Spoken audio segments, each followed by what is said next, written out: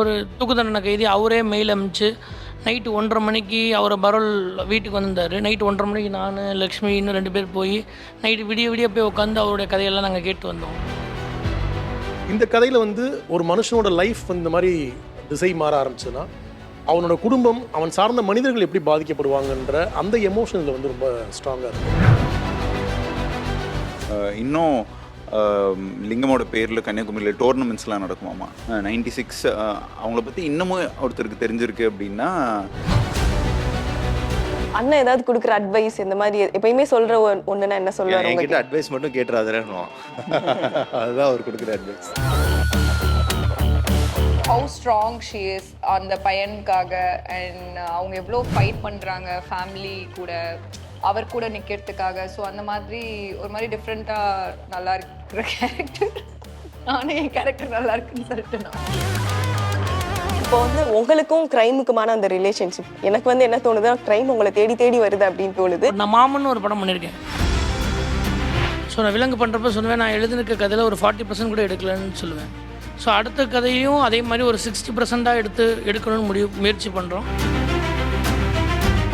நம்மளை காப்பாற்றிக்கிறதுக்கு ரவுடிசம் பண்ணுவோம். யாரோ 10 பேர் அடிச்சு நான் டானால நான் அடிச்ச 10.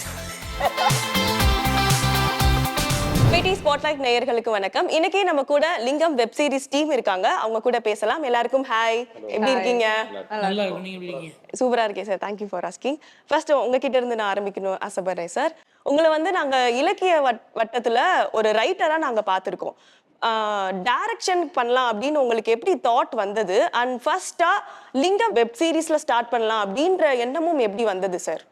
நான் ரைட்டராக இருந்த டைம்லேயே வந்து வசந்தபாலன் அசிஸ்டன்ட் டைரக்டர் ஒர்க் பண்ணியிருக்கேன். வசந்தபாலன் சார் ஒர்க் பண்ணியிருக்கிறேன். 2 படம் ஒர்க் பண்ணியிருக்கிறேன். அப்புறம் ஒரு லாங் கேப் எடுத்துகிட்டு ரைட்டிங்கில் ஃபோக்கஸ் பண்ணிட்டு இருந்தேன். தென் இண்டியன் 2 அந்த சில படங்கள் வந்து ஸ்கிரிப்டில் ஒர்க் பண்ணேன். ஸோ இந்த வெப் சீரிஸ் பண்ணுறதுக்கு முன்னாடி இன்னொரு வெப் சீரிஸ் பண்ணுறதுக்காக தான் விகடன் கமிட் ஆகிடணும். ஸோ இந்த கதை ரைட்ஸ் இருந்ததுனால உடனே பண்ணலான்னு சொல்லிட்டு இந்த கதையை இது பண்ணோம். அப்புறம் படித்து பார்க்கும்போது ரொம்ப இன்ட்ரெஸ்டாக இருந்தது புத்தகமாக படிக்கிறப்போ. ஸோ அதனால் உடனே சார் உங்களுக்கு விலங்கு சீரிஸ் வந்து பயங்கரமா ஹிட் ஆச்சு. அதுக்கப்புறம் வாரண்ட் இப்போ நிறைய பேரால அது பேசப்படுது. 2லையுமே நீங்க ஒர்க் பண்ணியிருக்கீங்க. அதுல இருந்து நீங்க லேர்ன் பண்ணிக்கிட்டது எது? அந்த விஷயம் இந்த சீரிஸ்க்கு எப்படி உதவுது? இல்லை, இது வாரண்ட்டுக்கு முன்னாடி பண்ணது. இந்த சீரியஸ் முடிஞ்சிருச்சு. ஒவ்வொரு ஒர்க்லேயுமே நம்மளோட ஒர்க் எவ்வளோ தூரம் நம்ம நினச்சது எவ்வளோ தூரம். ஸோ நான் விலங்கு பண்ணுறப்ப சொல்லுவேன், நான் எழுதினுக்க கதையில் ஒரு 40% கூட எடுக்கலன்னு சொல்லுவேன். ஸோ அடுத்த கதையும் அதே மாதிரி ஒரு 60% எடுக்கணும்னு முயற்சி பண்ணுறோம். இது அப்படி ஒரு 10% வந்து நம்ம என்ன நினச்சோமோ, நம்ம என்ன எழுதியிருக்கோமோ, ரைட்டிங்காகவும் நம்ம இம்ப்ரூவ் பண்ணிட்டே இருக்கணும். ஃபில்ம் மேக்கிங்காகவும் நம்ம என்னெல்லாம் தப்பு பண்ணியிருக்கோம், எது ஆடியன்ஸுக்கு பிடிக்கல அப்படின்றத வந்து இம்ப்ரூவ் பண்ணிட்டு தான் இருக்கும். ஸோ லேர்னிங்காக வந்து தனித்தனியாக கேட்டால் ஃபில்ம் மேக்கிங்காவா ரைட்டிங்கா அப்படின்னு கேட்டால் அப்படிலாம் கிடையாது. ஒட்டுமொத்தமாகவே நம்மளுடைய பழைய ப்ராடக்ட்டுக்கும் அடுத்த ப்ராடக்ட்டுக்குமான ஒரு கண்டிப்பாக ஒரு அடுத்த கட்டமாக முயற்சி எடுத்துகிட்டு தான் இருக்கோம். ஸோ என்ன லேர்ன் பண்ணிக்கிட்டீங்கன்னா அது எனக்கு எக்ஸாக்டாக தெரியல. நிறைய கற்றுட்டே இருக்கேன். அந்த சாட்டிஸ்ஃபேக்ஷன் லெவல் இல்லை, அது வராது இப்போதைக்கு. பட் என்னென்னா நான் என்ன எழுதுனோ அதையே என்னால் 100% எடுத்து முடிக்க முடியல. அது ஏன்னு எனக்கு தெரியலை. இன்னொன்று அது என்னோடய ஒர்க்காக மட்டும் இல்லை, அது எல்லோரும் சேர்ந்து செய்த ஒரு வேலையாக இருக்குங்கன்றதுனால அதை கோஆர்டினேட் பண்ணி எவ்வளோ சூப்பராக அதை பண்ண முடியுமோ இன்னும் அதிகமாக முயற்சி பண்ணி கூடிய சீக்கிரம் எடுத்து முடிப்பேன் நம்புறேன். Okay sir.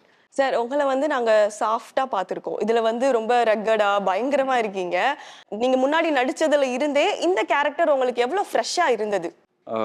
நான் ஜென்ரலாகவே அப்படிப்பட்ட நான் கொஞ்சம் அமைதியாக பேசுவேன், அவ்வளோதான். இது இருக்கும். கொஞ்சம் கிரேவான ஆள், கொஞ்சம் ஓகே. சிலது எனக்கு ஒப்பீனியன் பெருசாக இது இல்லைன்னாலும் இல் பி லைக் அது அவங்களோட ஒப்பீனியன், அது எனக்கு ஒப்பீனியன் டிஃப்ரென்ஸ் இருக்குன்னு அதை பற்றி விட்டுருவேன். ஸோ அந்த மாதிரி தான் இதுன்னு.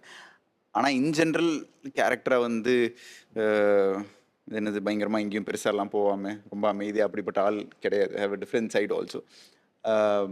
எனக்கு லிங்கம் வந்து எனக்கு ஒவ்வொரு படத்துலையும் ஒவ்வொரு ஒர்க் நான் பண்ணுறதுலையும் வேறு ஏதாச்சும் புதுசாக எக்ஸ்ப்ளோர் பண்ணுறது எனக்கு ரொம்ப பிடிக்கும்.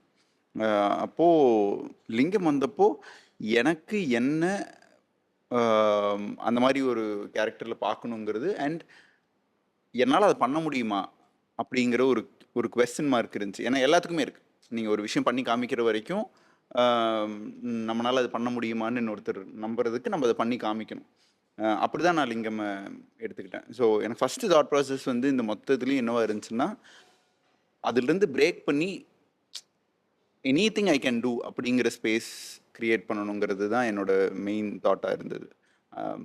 யா சார் உங்க 2 பேர் காம்போ பார்க்குறப்பயே சூப்பரா இருந்தது. ஃபயரா இருந்தது. உங்க கேரக்டர் பத்தி சொல்லுங்க சார். எனக்கு என்ன தோணுதுன்னா, உங்க கேரக்டர் வந்து ரொம்ப ட்விஸ்ட்டா இருக்குமோ அப்படின்ற மாரி தோணுது. நீங்க சொல்லுங்க உங்க கேரக்டர் எப்படிப்பட்டது? நான் திருன்னு ஒரு கேரக்டர் ப்ளே பண்ணுறேன். ஸோ நானும் கதிரும் இதில் வந்து ரொம்ப க்ளோஸ் ஃப்ரெண்ட்ஸு. ஸோ எங்கள் more then friendship is a part of a family. So எங்கள் வீட்டில் இருக்கிற ஒரு பையன் மாதிரி தான் இந்த கதிர் கேரக்டர் கூட. ஸோ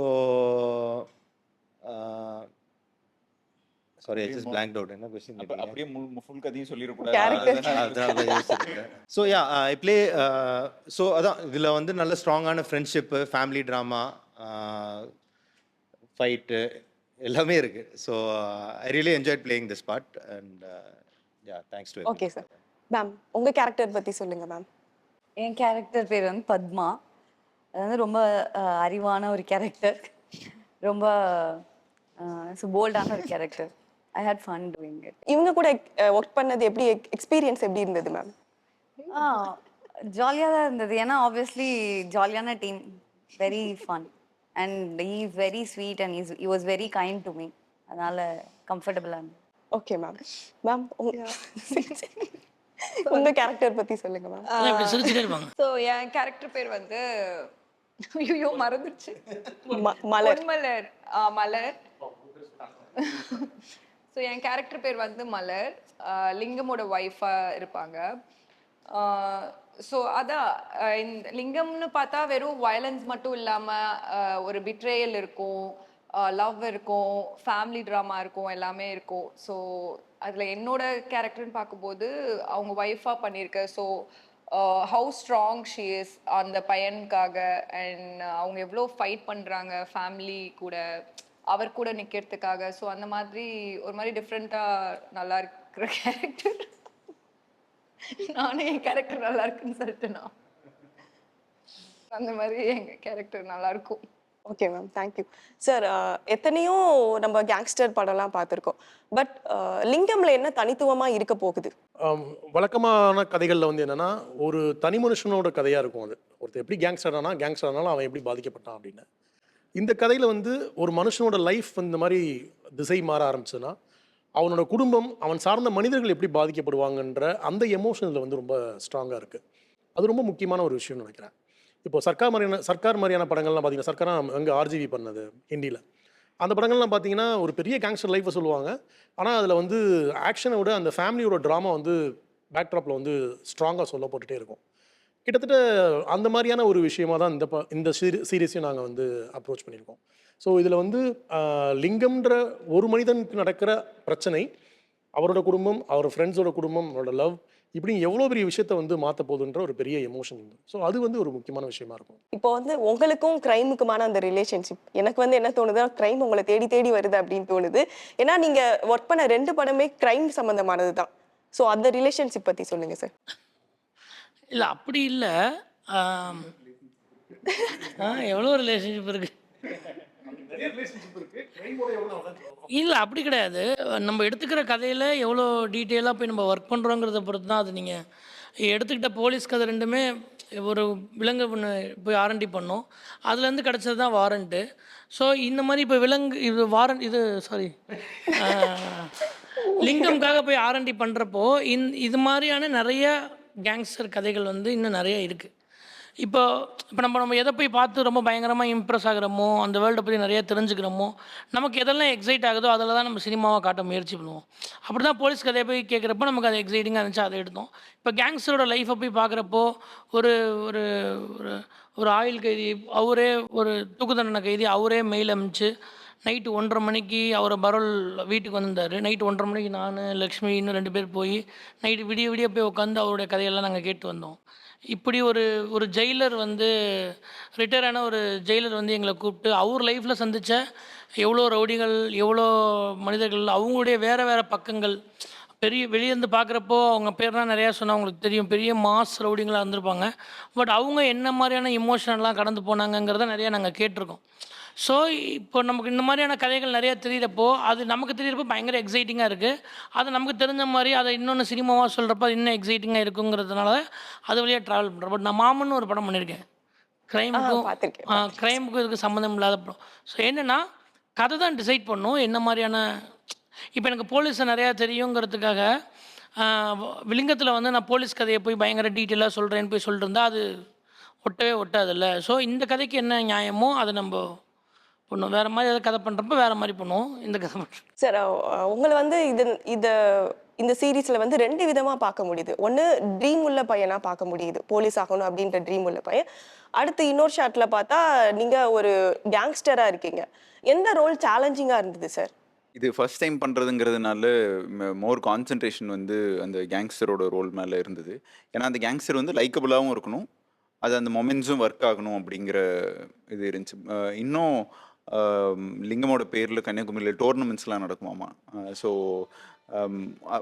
ஒரு ஒரு ஒரு கேரக்டர் பற்றி எப்படி இருந்தாலும் ஒரு 30 இயர்ஸ் 40 இயர்ஸ் இருக்குங்களா, 96 அவங்கள பற்றி இன்னமும் ஒருத்தருக்கு தெரிஞ்சிருக்கு அப்படின்னா ஒரு 30 இயர்ஸ்க்கு அப்புறமும் இன்னமும் பேசுகிறாங்க. சும்மா கன்னியாகுமரியில் இந்த மாதிரி ஒரு இதுன்னு சொல்கிறப்போ எனக்கு தெரியும், என் வீட்டுக்கு ஆப்போசிட்டில் தான் அப்படின்னு அவங்க ஒரு 2 மணி நேரம் கதை பேசுகிறாங்க அவரை பற்றி.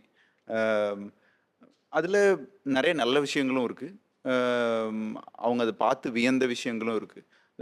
ஸோ அந்த மாதிரி இதெல்லாமே இன்ட்ரெஸ்டிங்காக இருந்தது. சார் உங்களுக்கு வந்து 10 இயர்ஸ் கேப் இருந்துச்சு, அது எதனால அந்த கேப் சார்? உங்களுக்கு தேவையான ப்ராஜெக்ட்காக நீங்க வெயிட் பண்ணிட்டு இருந்தீங்களா சார்? இல்லை, நான் நடுவில் I was just looking for the right projects. அப்போ அந்த டைமில் அமீர் சார் கூட ஒரு ப்ராஜெக்ட் ஆரம்பித்தேன், சந்தனதேவன் சொல்லிட்டு நானும் அண்ணனும் ஆரம்பித்தோம். So it got stopped. Then I really wanted to take time to do the right project. அவ்வளோதான். நிறைய ப்ராஜெக்ட்ஸ் வந்து பேசுவாங்க, கதை கேட்போம், எல்லாம் பண்ணுவோம். பட் அது பண்ணணுன்ற அந்த ஒரு இது வரல. ஸோ நான் மெட் பிரசாந்தே எனக்கு ஒரு 10 கதை அமைச்சிருப்பான் நடுவில் அந்த 10 இயர்ஸ் கேப்பில். பட் எதுவும் கேட்டு நம்மளால் பண்ண முடியல. But when you came and narrated Lingam with Lakshmi 2 பேர் வந்து சொன்னப்போ ரொம்ப இன்ட்ரெஸ்டிங்காக இருந்துச்சு இந்த வேர்ல்டு. அண்ட் பெரிய canvas, it's not just about 1-2 people, there lot of people இந்த சீரீஸ். ஸோ அதனால ரொம்ப இன்ட்ரெஸ்டிங்காக இருந்துச்சு. சரி, இது பண்ணலாம் நம்ம. மேம், போன வருஷம் எல்லோ, இந்த வருஷம் பரிமளா அண்ட் கோ, 2மே பேசப்பட்ட படங்கள். அது சக்ஸஸ் நீங்க எப்படி பாக்குறீங்க? பேக் டு பேக் சக்ஸஸ் எப்படி பார்க்குறேன்னா, எப்படி பாக்குறீங்க, எப்படி ஃபீல் பண்றீங்க? அது எந்த விதமான எனர்ஜி உங்களுக்கு தருது? அது அடுத்தடுத்து இன்னும் நிறையா பண்ணணும் அப்படிங்கிற ஒரு ஃபீல் தான். ரொம்ப ஹாப்பியாக இருக்குது. இதுக்காக இதை நான் எதிர்பார்க்கல. இந்த இடத்துக்கு வந்திருப்பேன்னு கூட நான் எதிர்பார்க்கல. So it is happening. So I think somewhere the universe அதெல்லாம் உண்மைதான் போல. It's very nice to. Ma'am, உங்களுக்குமே அந்த கேப் இருக்கு. ஒரு படம் பண்ணிட்டீங்கன்னா கேப் விடுவீங்க, அடுத்து இன்னொரு படம், அந்த மகாராஜா, பேச்சுலர், அதுக்கு கிங்ஸ்டன். எதனால அந்த கேப் மேம்? நீங்க வந்து ஸ்கிரிப்டை வந்து சூஸியா செலக்ட் பண்ணுவீங்களா? ஸோ நான் பேச்சுலர் பண்ணும்போதே 2 படம் பண்ணேன், 2மே ரிலீஸ் ஆகல. ஸோ எனக்கு என்ன, சரி வந்துட்டோம், அதை எப்படி ஆடியன்ஸ் ரிசீவ் பண்ணுறாங்க, அதுக்கேற்ற மாதிரி நெக்ஸ்ட் பண்ணணுங்கிற ஐடியாலே நான் அப்படியே சும்மாவே இருந்துட்டேன். கரெக்டான ப்ராஜெக்ட்ஸ் வரணும், நல்லதாக கொடுக்கணும். Like for me I prefer quality over quantity. So you know, ஒரு படம் நல்லா கொடுத்தா அது ஒரு 3 வருஷம் 4 வருஷம் அதை வச்சு அப்படியே ஓட்டிடலாம்னு நினச்சிட்டு சரி ஒரு ஞாபகம் இருக்கும், அதுக்குள்ளே ஒரு நல்ல ப்ராஜெக்ட் தான் திரும்பி அது பண்ணலாம் அப்படின்ற மைண்ட் செட்டில் தான் நான் அதை நல்ல கதையாக எடுத்து சூஸ் பண்ணி பண்ணணும்னு. ஸோ அப்படி தான் நான் கிங்ஸ்டன் பண்ணேன். But it didn't work out. அது கரெக்டாக ரீச் ஆகலை. ஸோ அந்த 2 ரிலீஸ் ஆகிருந்தா மேபி அது இன்னும் எனக்கு பெட்டராக இருந்திருக்கும் career wise. But then unfortunately அது ரிலீஸ் ஆகலை. அண்ட் இப்போது லிங்கம் வந்திருக்கு, அதனால ஐ திங்க் இனிமே எல்லாம் ஓகேவா இருக்கும் அப்படின்னு நினைக்கிறேன். இப்போ சும்மா கேம், சேலஞ்சிங் கேம் செக்மெண்ட் மாதிரி போயிடலாம். நான் வந்து டைலாக் சொல்லுவேன், ரொம்ப மாசான டைலாக்ஸ்லாம் சொல்லுவேன். அதை வந்து நீங்கள் சிரிச்சுக்கிட்டோ இல்லை உங்களுக்கு என்ன எமோஷன்ஸ் நான் சொல்லிடுறேன், நீங்கள் அதுக்கு அந்த டைலாகை மாற்றி பேசணும். ஓகே? சிரிச்சிட்டேன்னா அது டைலாக் சிரிச்சிட்டே பேசணும், இல்லை சோகமாக பேசணும்னா சோகமாக பேசணும். Okay ma'am? உங்களுக்கு சிரிச்சிட்டே சொல்லணும். பூர்ணிமானே கூப்பிடுங்க. பூர்ணிமானே கூப்பிடுங்க. ஓகே. நம்மளை காப்பாற்றிக்கிறது பேர் ரவுடிசம்னா ரவுடிசம் பண்ணுவோம். இதை வந்து நீங்கள் சிரிச்சிட்டே சொல்லணும். சிரிச்சிட்டே சொல்லணும். நம்மளை காப்பாத்திக்கிறதுக்கு பேர் ரவுடிசம்னா ரவுடிசம் பண்ணுவோம். சூப்பர். ஓகே, அடுத்து யார்கிட்ட? உங்ககிட்ட. வருத்தமா சொல்லணும். யாரும் 10 பேர் அடிச்சு டான் ஆனவ இல்ல நானு. நான் அடிச்ச 10 பேருமே டான் தான். சொல்லலாமா? ஏன்னா இப்ப இந்த ஆள் என்ன சிரிக்க வைப்பான். இல்ல வருத்தமா தான் சொல்லணும். சேடா. யாரோ அந்த எமோஷன் எனக்கு வராது. சாரி, எனக்கு அந்த எமோஷன் இல்லை. ப்ரோக்ராம் பண்ணல. நீங்க மட்டும் இந்த டைலாக் சொல்லணும். இருக்கு. சரிங்க, இங்க பாருங்க, இங்க பாருங்க, இது டர். அவங்க அதை வருத்தமா சொல்லி முடிச்சிட்டாங்க அப்படின்னா மித்தவங்க எல்லாம் பெர்ஃபார்ம் பண்ணுவாங்க. இல்லைன்னா இந்த செக்மெண்ட் இதோட முடிச்சுக்கிறோம்.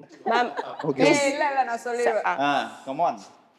சரி இருங்க, நீங்க என்ன பாக்காதீங்களா? யார் பார்க்காதீங்க. இல்ல, யார் பாக்க- ஒரு நிமிஷம். சரி, முதல்ல அந்த டயலாக் என்னன்னு கேட்டுக்கோ, மறந்துருக்கும். யாரோ 10 பேர் அடிச்சு நான் டான் ஆகல. நான் அடிச்ச 10 பேர் டான். இது எப்படிங்க வருத்தமாகும்? இருங்க, ஓ, டயலாக் சொன்னேன். Start camera. இதெல்லாம் சொல்லாதீங்க. ஓகே, இப்போ நம்ம பெர்ஃபார்ம் பண்ணணும். யாரோ 10 பேர் அடிச்சு நான் டான்.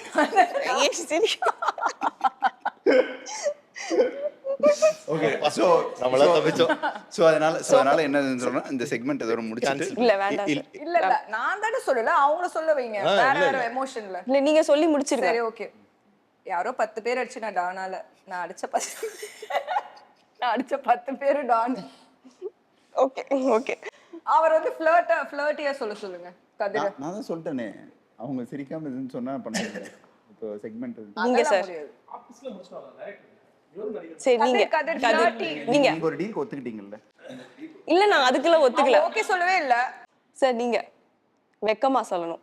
என் வாழ்க்கையில ஒவ்வொரு நாளும் ஒவ்வொரு நிமிஷமும் என் ஒவ்வொரு நொடியும் நானே செதுக்குனதுடா. என் வாழ்க்கை இது எப்படி சொல்றது? நல்லா கேட்குறாங்க சொல்லுங்க நடிகர். என் வாழ்க்கையில ஒவ்வொரு நாளும் ஒவ்வொரு நிமிஷமும் நானா செதுக்குனதுடா. என் வாழ்க்கையில ஒவ்வொரு நாளும் ஒவ்வொரு நிமிஷமும் ஒவ்வொரு நொடியும் நானா செது. என் வாழ்க்கையில ஒவ்வொரு நாளும் ஒவ்வொரு நிமிஷமும் என் வாழ்க்கையில ஒவ்வொரு நாளும் ஒவ்வொரு நொடியும் ஒரு நிமிஷம் ஒரு நொடியும் என் வாழ்க்கையில ஒவ்வொரு நாளும் ஒவ்வொரு நிமிஷமும் ஒவ்வொரு நொடியும் நானா செதுக்குனதுடா. அடுத்து நீங்க எரிச்சலா சொல்லணும். எரிச்சலா வெறுப்பா. அது அவருக்கு ஈஸியா. உடனே அதான் எனக்கு ஈஸியா. நம்ம யாருன்றது முக்கியம் இல்ல, நம்மளால என்ன முடியும் அதான் முக்கியம். நம்ம யாருன்றது முக்கியம் இல்ல, நம்மளால என்ன முடியுமோ அதான் முக்கியம். கரெக்டா? கரெக்ட் இல்லையா? முடிஞ்சா அவ்வளவுதானே டைலாக் இல்லையா? அவ்வளவுதான். அவ்வளவுதான். சூப்பர். நீங்க சார். ஏன் இயக்குனர்களுக்குலாம் வேணாங்க, வாங்க பரவாயில்ல பண்ணுங்க. நடிக்க தெரியாதுங்க எங்களுக்கு.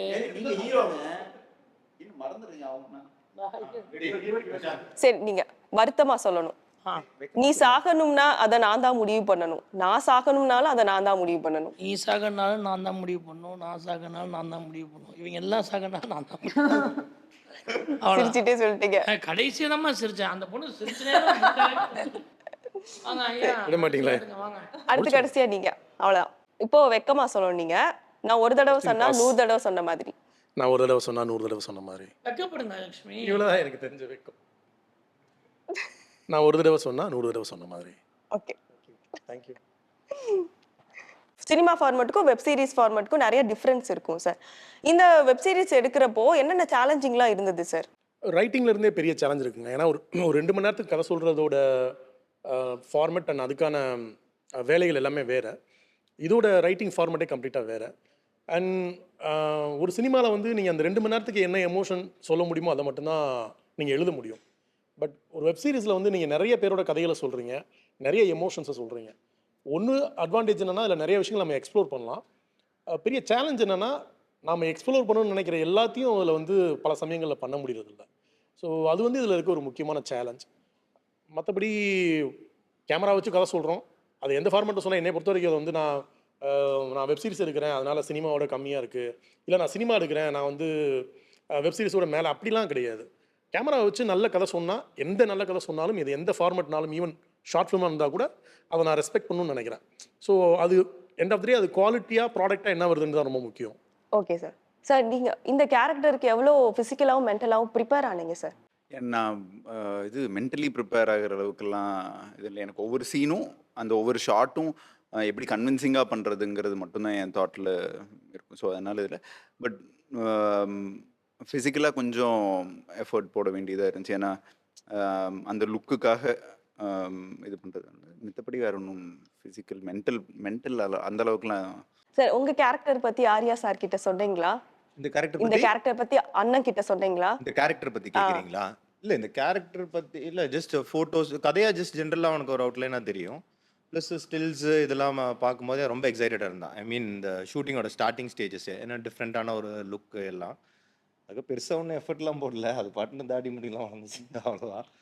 பட் ஷூட்டிங் டைமில் ஆக்சுவலாக ரொம்ப கஷ்டமாக இருந்துச்சு. ஏன்னா வந்து ஐ திங்க் மார்ச் ஏப்ரல் ரொம்ப பீக் சம்மரில் வந்து ஊர் சைடில் பேர் ஃபுட்டாக அந்த கபடி விளையாடுறது அதெல்லாம் கொஞ்சம் கஷ்டமாக இருந்துச்சு. மற்றபடி டீம் வைஸ் அண்ட் எல்லாரும் ஹை எனர்ஜியில் இருக்கிறனால அப்படியே ஜாலியாக பண்ணிட்டோம் அவ்வளோதான். Everybody is happy about it. அண்ணன் ஏதாவது கொடுக்குற அட்வைஸ் இந்த மாதிரி எப்பயுமே சொல்ற ஒண்ணுன்னா என்ன சொல்லுவாரு என்கிட்ட உங்களுக்கு? அட்வைஸ் மட்டும் கேட்டுறாதுன்னு அதுதான் அவர் கொடுக்குற அட்வைஸ். ஓகே, லிங்கம் வந்து வெற்றி பெற எங்க டீம் சார்பாக உங்களுக்கு வாழ்த்துக்கள் தெரிவிச்சுக்கோம். நன்றி, வணக்கம். Thank you Thank you, sir. Thank you.